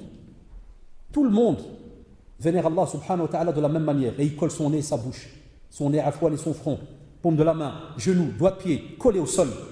Même s'il est riche, même s'il est roi, il doit se prosterner. Parce qu'il y aura toujours un qui est au-dessus de tout, c'est Allah subhanahu wa ta'ala. Et là, à ce moment-là, imaginez, tu te déconnectes de la vie. Ah, ceux qui goûtent la prière. La prière, ça se goûte. Je ne parle pas de la prière des mujnounin. On a des mujnouns avec nous qui n'ont pas compris la prière et qui, même s'ils prient, comme a dit le prophète, Allah, leur prière ne dépasse pas la tête le ciel, le premier ciel. Il y a des anges qui la prennent et qui la rejettent sur eux. Allez hop, il n'y a rien. Vous savez, c'est lesquels? C'est ceux qui prient comme le coq là. On en a qui prient comme des pigeons. Ça mène devant toi, Allah, tu te demandes est-ce qu'il a prié, est-ce qu'il a fait un pas de danse, est-ce qu'il a reçu un coup électrique ou il vient devant toi. Il y en a qui, quand il prie, il recherche ses clés. Il recherche sa voiture, il pense à sa femme, à son mari, sa fille, il est là. Des fois, quand tu vois certains écrits, tu dis Allahu Akbar, quel khushu'. Si tu vois même, il sourit. Et tu te dis Allahu Akbar, il a vu des anges, il a vu. Puis quand il termine la prière, tu lui dis Salam alaikum. Tu dis Allah, Inch'Allah, j'avais perdu 100 €. Allah, je viens de les voir où ils sont. J'avais un doute, premier tiroir à droite. Ah, sahbé, combien il y en a que. Satan, il y a un Satan spécial de la prière, hein, secours. Hein. Oh là, il vient spécialement quand la prière commence et il s'amène. Et c'est là que il t'aide. Tu veux tes clés? Tu les retrouves. Tu as perdu une facture, il te la retrouve. Tu veux te rappeler l'adresse de Momo là pour aller le voir après, il te la retrouve. Tout à l'heure de la prière. On doit craindre Allah subhanahu wa ta'ala. La prière, ce n'est pas cela. Ce n'est pas du sport. Ce n'est pas du street. Hein. Tu ne viens pas pour hop, tu remontes, tu redescends. Abadan, wallahi. Chaque acte, il a un sens. Et chaque fois, tu te rappelles la grandeur d'Allah subhanahu wa ta'ala. Et chaque fois, tu l'invoques. Tu crois que c'est simple de dire Subhana Rabbiyal Azim. Et toi, tu es tout petit. Subhana Rabbiyal A'la. Et toi, tu es en bas. Tu crois que c'est anodin comme mot? Abadan, wallahi. Très, très important. 5 prières. 5 prières pour ceux qui reviennent à l'islam. 5. À l'heure. Et Inch'Allah, tu gagnes le paradis. 5 prières. Avec des choses qu'il faut dire dedans. À vous de revenir vers, comme j'ai dit, les livres et autres qui expliquent cela. Aussi, la prière, tu ne peux pas rajouter des choses dedans. Tu ne peux pas exagérer dans certaines choses. Ça veut dire que de nouveau, on revient au suivi du prophète, sallallahu alayhi wa sallam. Aussi, n'oublie pas une chose. Toi qui te lèves paresseux pour la prière, cela est interdit. Tu dois te lever par amour. Wallahi. Tu dois te lever fier et heureux. Aujourd'hui, on a des drari, dès que tu viens, tu fais Abdel, c'est l'asar, il te fait oh purée, comment? Tu dis subhanallah, il y en a qui se lèvent et c'est connu dans le Coran. Kousala, ils se lèvent paresseux à la prière, des hypocrites. Et on a eu une génération, et je crois qu'elle existe encore, notre génération, certains ils se sont levés prier avec des tartes, des pêches. Des fois tu rentres chez ton cousin, tu trouves ce qu'il est pris, il pleure. Tu te dis, des fois tu es étonné, tu te dis, Abdel, je connais, c'est un msrout, comment il a eu le khushu'? D'hier à aujourd'hui, tu vois qu'Allah il prie avec les pleurs. Quand il termine et tout, tu dis, Abdel, purée, tu m'as touché, ça, comment tu pleures? Mon père m'a donné une pêche, j'ai pris en retard. Allah, moi je croyais que tu priais à Sahbi, khushu' al-bki. Non, j'ai reçu une pêche parce que je ne voulais pas prier, mon père m'a placé. J'ai des parents qui nous appellent ça, monsieur, moi mon fils il prie que quand il soit 2 tartes. C'est pas beau. Il faut discuter. C'est pour ça qu'on commence à l'apprendre à 7 ans. Regardez quelle belle religion. 3 ans d'apprentissage pour une petite prière de 3 minutes. Il y en a qui nous disent que chez nous c'est dur. Dur de quoi? Il faut vraiment être un stone, un toxman, pour qu'après 3 ans d'apprentissage, pas de prière. C'est que tu as vraiment un problème. Et là en islam c'est simple. Il y a ceux qui ont la raison, ceux qui ne l'ont plus. Et celui qui n'a plus la raison, refaire al-qalam, handicapé ou ceci ou cela. Et chez nous, alhamdoulilah, chacun a son statut. L'islam n'a négligé personne. Tu es quelqu'un qui n'a pas la raison, alors il y a des règles pour toi. Amma ya Abdullah, si jamais tu es au courant et tu sais, ne viens pas me sortir aujourd'hui que soi-disant tu ne sais pas comment aller à la prière, ou tu ne sais pas ceci, ou je n'ai pas le temps. Mais Allah subhanahu wa ta'ala a le temps de te donner le temps de vivre. Et ce qui te demande ton avis, il te donne. Regardez comment il est clément, généreux, miséricordieux, il te donne. Le matin, tu ouvres les yeux, alors que la veille, tu as dit, alhamdulillah, tu as fait une invocation avant de dormir. Bismika Allahumma amutu wa ahya. Tu sais que subhanallah, tu vas mourir, c'est une petite mort. Et tu vas te réveiller le lendemain. Pas n'importe quelle heure, à l'aube. La plupart des gens dorment. Et regardez quelle autre beauté de cette prière, quel autre enseignement il y a. Allah subhanahu wa ta'ala descend au premier ciel, dernier tiers de la nuit. Et il cherche après nous. Où sommes-nous? Aux abonnés absents. Ah, les hypocrites de la prière de Subh.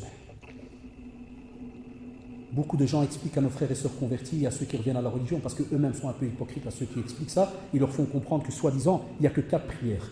Souvent tu entends les gens, ils te disent, ouais, ils parlent très vite. La première, il a citra, puis 200 il y a Dhuhr, l'Asar, Maghrib, l'Isha. Parce qu'il a peur que le converti lui dise, mes voisins, à quelle heure est la prière de Fajr? 4 heures. C'est drôle, je ne t'ai jamais entendu. Ou bien tu habites juste en face, je vois toutes les lumières de chez toi, parce que tu as un appartement en longueur. Ben, tu te diriges bien dans la maison la nuit. Aucune lumière, même pas dans la toilette, parce que tu as une petite fenêtre dans la toilette. Et des fois, je me dis, mon voisin musulman, j'ai envie de faire comme toi, de me faire à la même heure, mais il n'y a aucune lumière. Alors tu vois le voisin maghrébin, il commence à dire alors aux convertis, tu deviens intégriste. Tu commences à devenir dur, et si tu deviens dur, tu vas casser. Oh, il voulait faire comprendre, c'est moi qui vais te casser, mais lui, tu commences. Non. 5 prières. Parmi les 6 hypocrites, il y a celle de Subh et celle de l'Aïcha. Parce que c'est des moments très difficiles, pas faciles. L'Aïcha, c'est le soir tard, on est fatigué, on est là, et regardez le Subh dans ton lit. Imaginez la scène, tout chaud, tranquille. Et tu dois te lever, subhanallah, aller faire les ablutions, aller à la mosquée, courir, kada. Quand tu as une excuse, une maladie, ceci, cela, à toi de voir entre toi et Allah subhanahu wa ta'ala. Et quand il n'y a rien. Et nous maintenant, on ne parle même plus de la prière à la mosquée. Nous, on supplie nos jeunes, rien qui vient à la prière. Elle prie à la maison. Il y en a même où je leur demande des fois pour rigoler dans des camps de jeunes, je leur dis, tu vois, si tu arrives à prier à 1 mm de ton lit, Comme ça, dès que tu termines, tu fais bloc et tu tombes dans ton lit. C'est bon, allez. Tu regardes, on essaie de faire du business avec eux. Il y a moyen? Allez, devant ton lit. Ça, dès que tu dis salam alaikum wa rahmatullah, salam alaikum wa rahmatullah, boum, tu tombes. Yallah, il y a moyen? Même comme ça, il fait, ouais, wallah, des fois, j'entends pas. Et si tu dis demain, il y a un magasin qui offre 10 000 euros à 3h10 du matin. Quelle heure il est là-bas? 3 jours avant. Je croyais que j'allais vous dire 5 heures avant. La prière se fait à l'heure. Donc, quand on se renseigne par rapport à la prière, tous les nouveaux doivent aller essayer de voir. Et alhamdoulilah, la plupart des mosquées, en général, ici au centre, ils le donnent gratuitement, allez en bas, feuille de prière sur 6 mois. Il y a sur internet le site très connu Islamic Finder, www.islamicfinder.com ou autre, comme c'est ça, plus ou moins, org, hein, c'est ça, org. Tu as toutes les heures de prière du monde entier. Donc il y a des heures pour la prière. Avant la prière, il y a un rituel à faire, on appelle les ablutions. Donc en vérité, tu dois te renseigner par rapport aux ablutions. On ne prie pas sans ablution. Et dans les ablutions, des fois, il faut faire les grandes ablutions. Regardez combien de demandes il y a. Ceux qui disent que la religion, c'est light. Alors, light. Quand tu rentres dans l'islam, ou bien quand tu reviens dans la pratique, même les liquides qui sortent de ton corps ont un statut. Il y a le liquide spermatique, il y a des fois un liquide très spécial qui est transparent, qui vient après l'urine, sans que tu aies même eu une pensée, rien, tu n'as rien, ni pensée érotique, ni quoi que ce soit. Tu vas uriner, puis un liquide qui coule. Celui-là, pour ce liquide-là, tu te laves que les parties intimes et tu refais les ablutions. Liquide spermatique, comme l'éjaculation, tu dois te laver. On a des jeunes, wallah, chez nous qui prient et leur prière n'est pas valable. Le type a eu une éjaculation sans qu'il remarque qu'il est jeune, les parents, qu'Allah les guide, ils n'osent pas en parler. Le type, il se lève le matin, il regarde son caleçon, il trouve quelque chose. Le type, il a 16 ans. Ah, moi j'ai le cas avec des élèves à l'école. Hein. Je suis étonné, wallah, je suis étonné. Viens chez toi, il te fait, monsieur, je trouvais des trucs bizarres.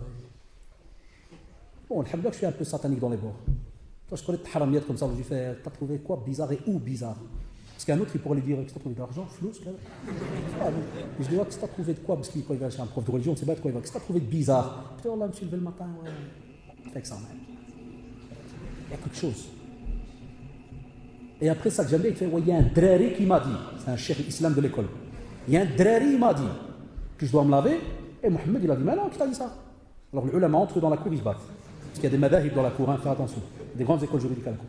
Il fait, et je dis, des fois pour taquiner, je dis, ton père, tu lui as demandé? Ils vont me qtel. Voilà où est-ce qu'on est arrivé. On a des imitations de kuffar entre nous. Il prie, mais il est blanc d'eau. Et Cheikh Ben Baz, rahimallah, al-Uthaymi, rahimallah, même l'Uthaymi dans l'Iqab Ben Maftour, il a reçu la question de celui qui prie sans wudu. Wallah, quand tu écoutes la réponse, tu as peur pour le type. Tu dis, mon c'est du kufr. Parce qu'il sous-entend que le type a fait exprès. C'est-à-dire, le hajj qui va à la toilette, il vient, Allahu Akbar. C'est que t'es moncé, tu es un fou. Eh bien, on a l'autre marque maintenant, qui est bizarre. Ça veut dire, il sait qu'il y a quelque chose, mais il n'ose pas poser la question. Il ne sait même pas si c'est ce liquide-là ou pas. Les sœurs, la même chose. Ah, les sœurs qui reviennent à l'islam, ou qui rentrent dans l'islam, les menstrues.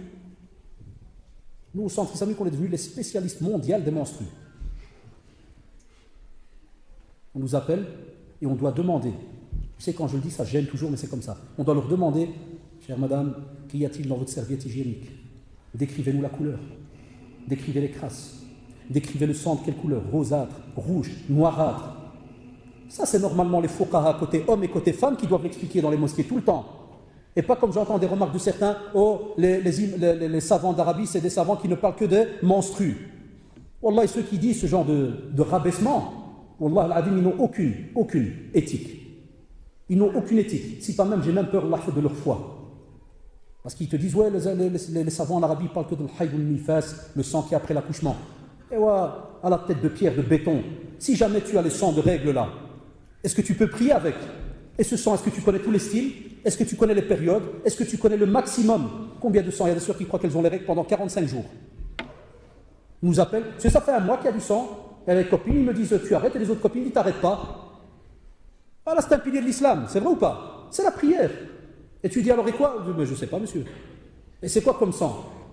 Je ne sais pas. C'est sang. Et la couleur, mais imaginez-vous la scène. Wallah, mettez-vous à ma place. Moi, le frère Castite et d'autres frères. Wallahi, tu dois dire à la personne, bon, raccrochez madame, allez voir. Je m'excuse, on va parler cru aujourd'hui. Allez voir votre slip et revenez après chez moi. Et tu dois alors, Wallah al-Adim Yakhwan, regardez, et puis après on vient vous parler de la guerre en Palestine. On a la Palestine chez nous, je vous l'ai déjà dit l'autre fois. On est des Palestiniens, mais d'une autre manière. Et tu dois raccrocher le téléphone, et elle doit aller à vérifier, alors qu'elle n'est pas orpheline. Wallah, si elle m'appelait d'une forêt, et qu'elle aurait vécu en Papouasie toute seule, et elle vient de voir un message, l'islam, Allahu Akbar, et elle appelle, elle a gardé un GSM. Là je dirais, Mskin Allah, Slaoud. Mais ici on a quoi aujourd'hui? Et on est encore aujourd'hui à passer des heures au téléphone, wallahi, que sur les règles. Et Mskina, elle doit raccrocher, et elle est mariée des fois. Je n'ose même pas en parler au mari, c'est une erreur. Il ne faut pas être gêné d'apprendre. Et Mskina, elle doit revenir après, elle doit te rappeler. Parce qu'on n'a pas de sœurs, parce qu'il y a aussi des sœurs qui sont formées en religion, mais des fois leur mari, quand Allah les guide, ça arrive, il les bloque, ils ne veulent pas que cette sœur aille dans les cours quelque part. C'est pour ça qu'au centre, on n'en a même pas. Mais des sœurs réputées qui connaissent vraiment le Coran et la Sunna. Et d'après Al-Sunna ou Al-Jama'a qui ne racontent pas n'importe quoi. Et à ce moment-là, c'est toi qui dois te taper au téléphone, voilà, voilà, kada, voilà, ceci, voilà, subhanallah. Mais vous voyez que ce n'est pas facile. C'est un pilier de l'islam. Ce qui sort du corps, pour nous, est important. Parce qu'il va faire en sorte que ton acte va être annulé ou pas. Et c'est un bienfait pour la femme, les règles, alhamdoulilah. Aïcha, elle a eu ses règles, elle commençait le pèlerinage avec le prophète. Wallah, elle était triste, radiallahu anha. Et il lui a dit, c'est quelque chose de naturel qui touche les filles d'Adam. Abouna Adam, c'est naturel.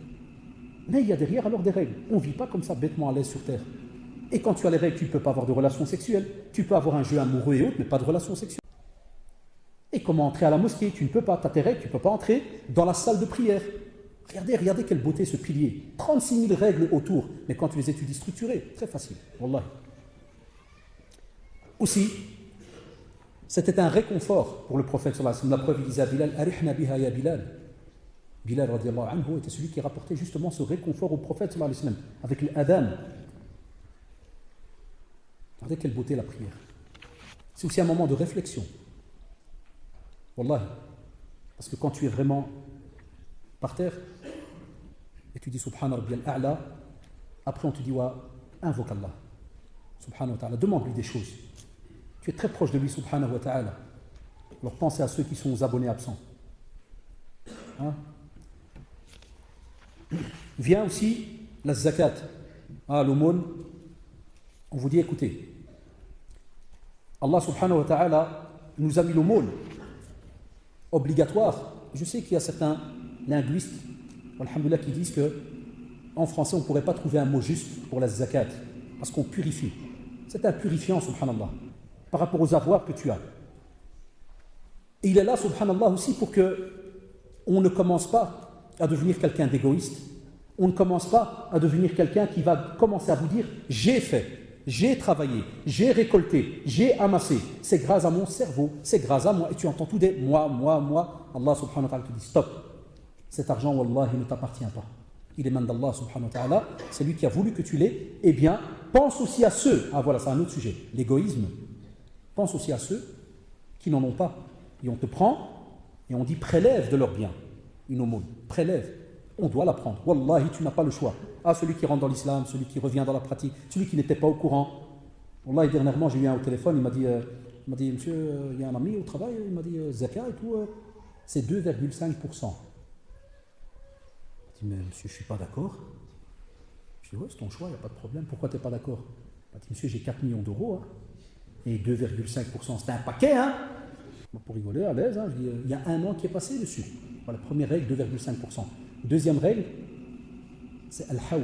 Une année d'abord doit passer. Et une année lunaire. Parce que certains savants étaient très loin. Ils ont dit quand tu calcules solaire, déjà de la sunna du prophète c'était lunaire. Et quand tu calcules solaire, le calendrier solaire, est-ce qu'il est le même que le calendrier lunaire? Non, il y a un décalage d'une dizaine de jours. Donc, regardez la beauté de l'islam, la clémence de l'islam, la justice de l'islam. Tu as négligé les pauvres pendant 14 jours. Ils devaient recevoir ça après un an. Toi tu le fais 1 an et 14 jours. Non, c'est 1 an. 2,5%. De quoi? De ce qu'on appelle un nisab. 1/10 du kilo d'or. Tu appelles, dès qu'une année passe, tu appelles par exemple la bourse, ou tu vas chez un frère qui a une bijouterie, tu dis combien coûte 1 kilo d'or. Un exemple, il va dire 400 000 francs belges. Je suis un nostalgique du franc belge. Il va dire 400 000 francs belges. 1/10, les frères, c'est combien? 40 000. 40 000, ça donne combien d'euros? 1000 euros. Donc si jamais on te dit que 1 kilo d'or vaut 1000 euros, 1/10 plutôt du kilo d'or, c'est 1000 euros. Donc si toi, après 1 an, tu as commencé à économiser tout, après 1 an, tu vas voir la somme. Si tu as 1000 euros et plus, on fait zakat ou pas? On fait la zakat.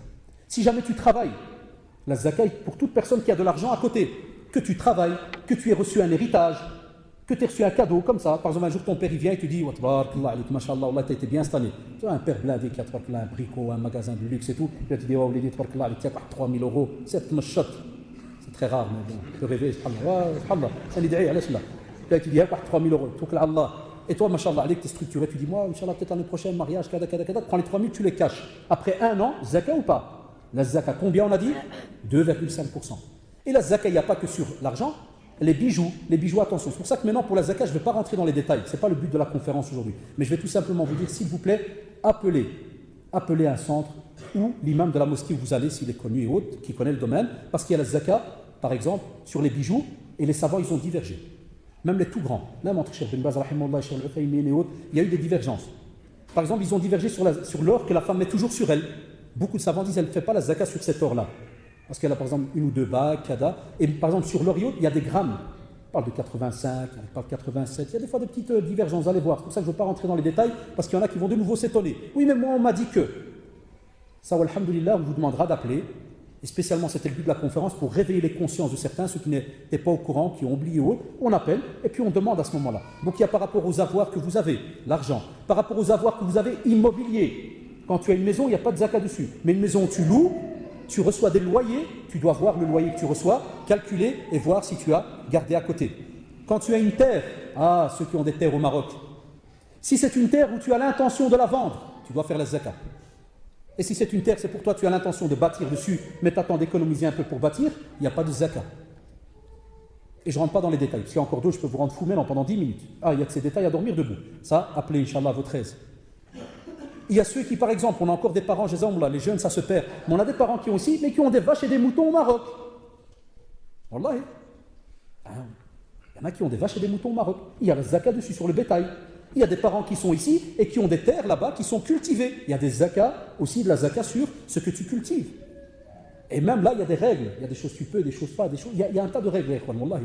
Donc la même chose, vous appelez, Inch'Allah, à votre aide ceux qui sont dans une de ces situations. Aussi, lorsqu'on a la somme, on la donne pour les pauvres, les nécessiteux.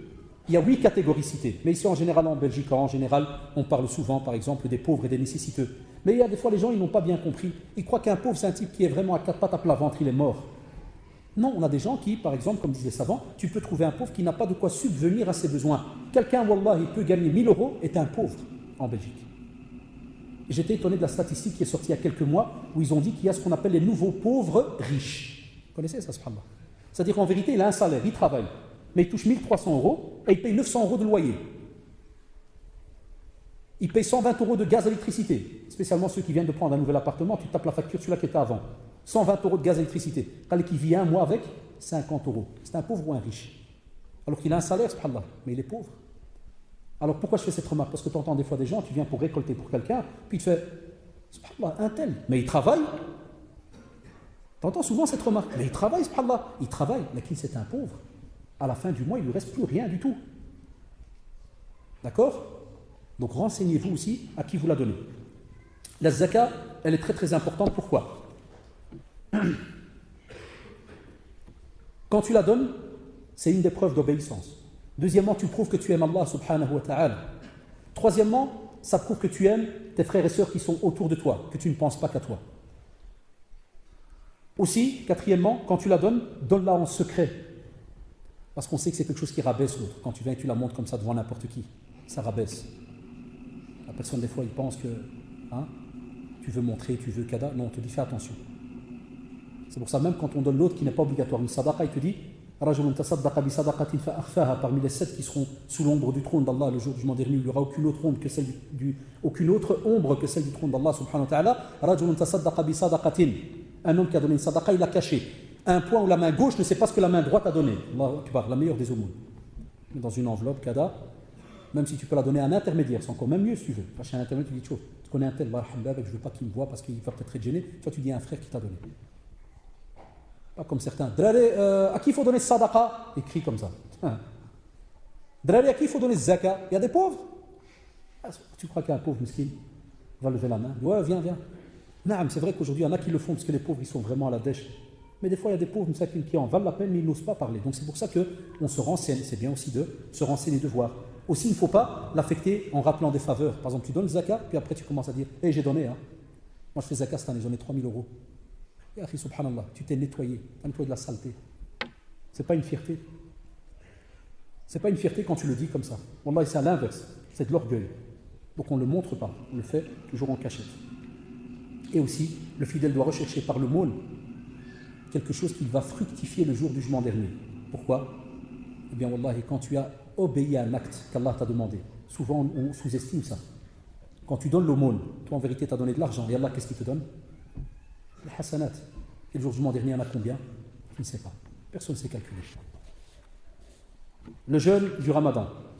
Ah, très très bon pour le nettoyage spirituel, intellectuel, corporel. C'est une école de la patience. Très bel acte d'adoration.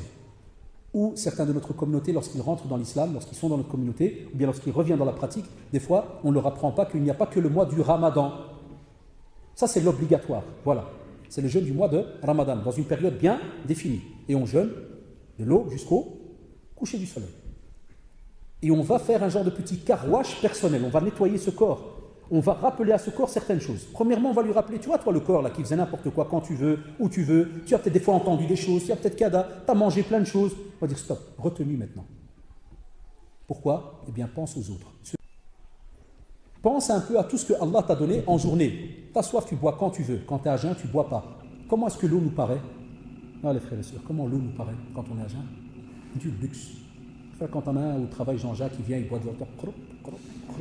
Tu te dis pas, attention, il n'y a pas que Jean-Jacques, hein. Il y a Abdel aussi qui boit maintenant, hein, tranquille. Hein. Non, attention, il faut s'intégrer, hein. Faut être dans le move. Hein. Donc, il voit devant toi, et puis comment il te paraît ce verre? Incroyable. Bien voilà pourquoi tu fais des invocations en journée. Le soir, tu fais des invocations. C'est un des moments les plus importants parce que tu es heureux, tu es joyeux. C'est parmi les farha, la joie qu'a le fils d'Adam. Au moment où il rompt son jeûne. Et quand il rencontrera Allah subhanahu wa ta'ala.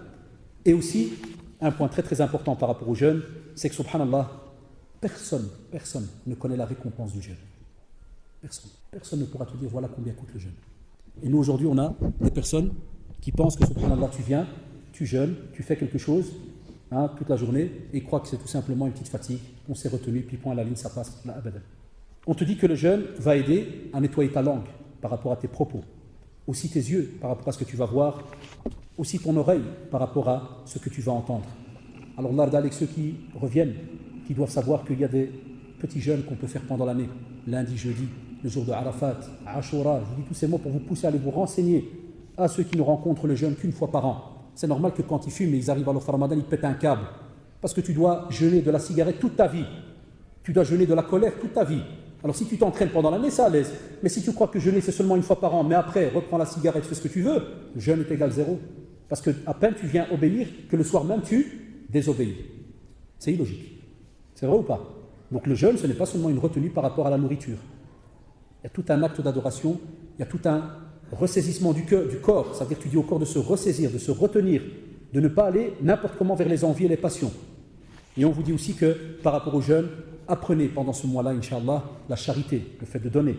Revenez vers le Coran, car c'est durant ce mois que le Coran a été révélé, durant le mois de Ramadan. Il y a dedans la plus grande des nuits, la meilleure des nuits, Laylatul Qadr, khayrun min alfi shahr, meilleur que 1000 mois d'adoration. Allahu Akbar. Chez nous, quand on voit les petits, ou bien dans les émissions à la télévision, c'est quoi jeûner? Oui, on ne mange pas depuis le matin jusqu'au soir, et puis le soir, on fait des shibbakiya. Et j'aime bien les petites émissions au journal, puis on fait des mqroud, la soirée qroud. C'est tout ce que tu vois à la télévision, shibbakiya, mqroud, la soupe.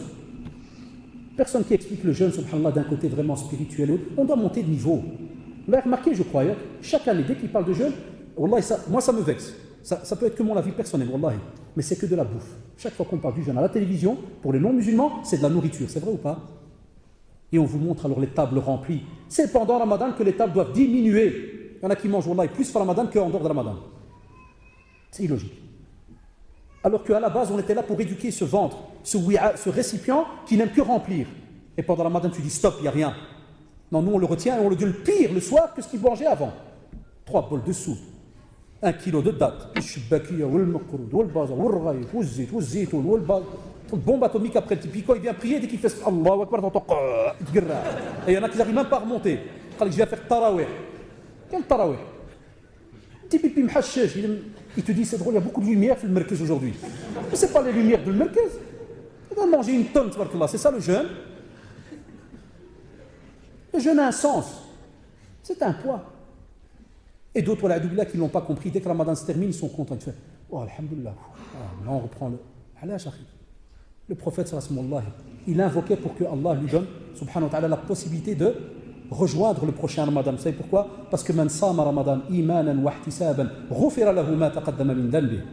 Celui qui jeûne le mois de Ramadan avec foi et en comptant sur la récompense, Allah subhanahu wa ta'ala lui pardonne ses péchés passés. Important, wallahi. Aussi, profite de la prière. Pendant le mois de Ramadan, il y a Tarawih, il y a la prière de la nuit, prière avant le Fajr. Aussi, profite, si jamais tu as les moyens, de faire une Umrah. Très très importante, ce Ramadan. Elle a un poids immense. Comme si on parle d'un pèlerinage. C'est un poids, vous savez, tu reviens, mashallah, pardonné, mais comme si, subhanallah, les compteurs repartent à zéro, mais à condition de ne pas avoir touché les grands péchés. Attention, ça ne nettoie pas tout. Vient alors le pèlerinage. Pèlerinage une fois dans la vie. Et ça, c'est le carouage des carouages. C'est le nettoyage, masha'Allah, wallahi. Et j'invoque Allah subhanahu wa ta'ala qu'il accepte notre pèlerinage, ceux des frères, des sœurs, ceux qui vont le faire, ceux de nos parents, parce que si tu le fais comme il se doit, tu reviens, comme a dit le prophète, comme le jour où ta mère t'a mis au monde. Et c'est un moment, subhanallah, de modestie, de recueillement. Tu es habillé 2 tissus, qui seront, si tu meurs là-bas, ton linceul.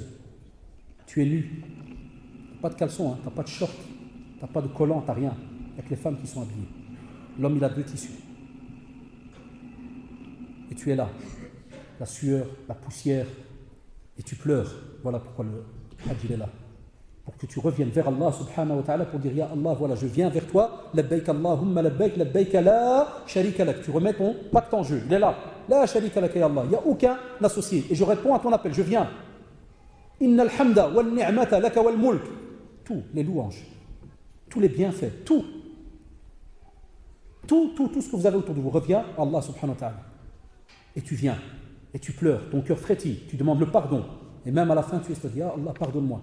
Et le jour de Arafat, très beau jour, Al-Hajj Arafat, comme a dit le prophète sallallahu alayhi wa sallam. Al-Hajj Arafat, le Hajj c'est Arafat, ce jour où tout le monde monte, alors qu'ils ne peuvent pas monter, c'est ça qui fait rire. Tout le monde se bat pour monter sur la petite montagne. Pourquoi je donne cet exemple? Parce que le Hajj doit être fait aussi, après la sunna du prophète sallallahu alayhi wa sallam, il a dit, Khudhu anni manasikakum. Prenez de moi vos rites, faites le Hajj comme le prophète l'a fait. Pour que vous reveniez de là avec des bons points. Pas avec certains, quand ils partent, en vérité, ça arrive qu'Allah fait certains, j'imagine, ils partent avec 100 hasanat, quand ils reviennent, 2 millions de sayyat. Alors qu'il a été au Hajj. Pourquoi? Il a insulté là-bas, il a frappé, il a poussé, alors qu'il veut embrasser la pierre noire, il a choté, il a volé des petites boîtes, parce qu'il fait la file avec les pauvres pour prendre des petites boîtes de jus, et tu vois des hujjaz d'Europe avec plein de paquets de jus tout fiers. Ouais, Mohamed, yallah, l'hôtel, le frigo. Et nous, on était là avec Drélon, regarde. Je dis, Ami, salam alaikum. Mais tu as l'argent? Si, pourquoi tu prends ces jeux? C'est pour les pauvres. Parce que Allah subhanahu wa ta'ala dit, Al-Hajj liman istata'a ilayhi sabila. Celui qui a les moyens. Et les moyens, c'est quoi? Les moyens financiers, la santé. Et que tu laisses, si tu as une femme et des enfants à la maison, les moyens financiers pour eux. Si jamais tu pars seul, et de préférence, prends ta femme avec. Ah, les jeunes qui partent, prenez votre femme avec parce qu'après, ils regrettent. Moi, j'ai arnaqué la mienne, je suis parti tout seul. Il y a je ne sais combien d'années, je lui ai dit, Inch'Allah, je pars, mais t'en fais pas. Prochain, tu pars avec. Elle a attendu 15 ans, ziyada. Et le prophète l'a dit, faites le pèlerinage avant, vous n'allez jamais le faire. Vous n'aurez plus l'occasion. Regardez maintenant combien ça coûte. Il y a une guerre. Qu'Allah guide ceux qui s'occupent du pèlerinage, ils ne vont pas aimer ce que je vais dire, mais ils ont massacré les prix. Il y a toujours des excuses, j'espère qu'ils ne demandent pas, toujours soi-disant l'hôtel qui est cher et l'avion qui disparaît dans le ciel, et on est arrivé maintenant à plus de 4000 et quelques euros quand tu vas aller toi et ta femme et une pièce. Et j'espère qu'ils ne seront pas la cause de ceux qui vont bloquer le pèlerinage aux musulmans. Je l'espère. Allah, on leur fait confiance. D'accord? Donc avant de le faire, renseignez-vous, parce qu'il faut absolument la capacité. Et la capacité, comme disent aussi certains savants, c'est de savoir comment le pèlerinage se fait. C'est important, de savoir comment le pèlerinage donc se fait. Parmi les bénéfices, les larmes du repentir sont acceptées par Allah subhanahu wa ta'ala lorsqu'elles sont sincères. Tu sous-estimes une larme qui va couler. Aussi, lorsque tu tournes autour de la Kaaba, lorsque tu fais Safa ou le Marwa, tu te rappelles ce que Hajar, lorsque Ibrahim alayhi salam l'a déposé, son épouse avec Ismaël alayhi salam, qu'est-ce qu'ils ont subi? Ils étaient là seuls. Alors que toi maintenant tu as la lumière, l'airco, tu as tout et tu viens, tu vas à tel endroit, tu fais le tawaf, tu vas là, tu jettes les pierres, tu fais un tas de choses. Tu te rappelles ce qu'ils ont fait. Donc ça c'est aussi une reconnaissance de la pratique qu'avait reçue Ibrahim alayhi salam et qu'on perpétue cette pratique jusqu'à la fin des temps. Donc c'est important aussi. Et le musulman, normalement, lorsqu'il revient de là, et c'est le mot de la fin, il revient avec un nouveau comportement, une autre manière de vivre. Les gens doivent voir la différence chez lui. C'est quelqu'un d'apaisé, quelqu'un qui, au contraire, a pris des leçons et sait qu'il repart à zéro. Et à ce moment-là, il essaie de profiter de tout le temps qu'il a entre les mains. J'espère, Inch'Allah, que ce petit résumé des 5 piliers, je l'ai fait exprès pour rester longtemps sur le premier, qui est très très important. Les autres, sachez que par exemple pour le hajj, si tu n'as pas les moyens, tu ne feras pas le pèlerinage. Pour la zakat, si tu n'as pas les moyens, tu ne feras jamais la zakat. Pour le jeûne, si tu n'as pas les moyens, tu ne vas pas jeûner, mais tu vas donner une compensation. Tu vas donner une petite somme, un repas, tu vas nourrir un pauvre par jour. Et il se pourrait que ceux qui sont malades, ils n'ont peut-être jamais et ne jeûneront peut-être jamais de leur vie, sauf si Allah les guérit. Lakin wallahi, thumma wallahi, la prière et la shahada, aucune excuse. Et la shahada, allez revoir le nom, la parole que vous avez donnée. Jazakumullah comme d'habitude pour votre écoute. Subhanakallah wa bihamdik. Nashhadu an la ilaha illa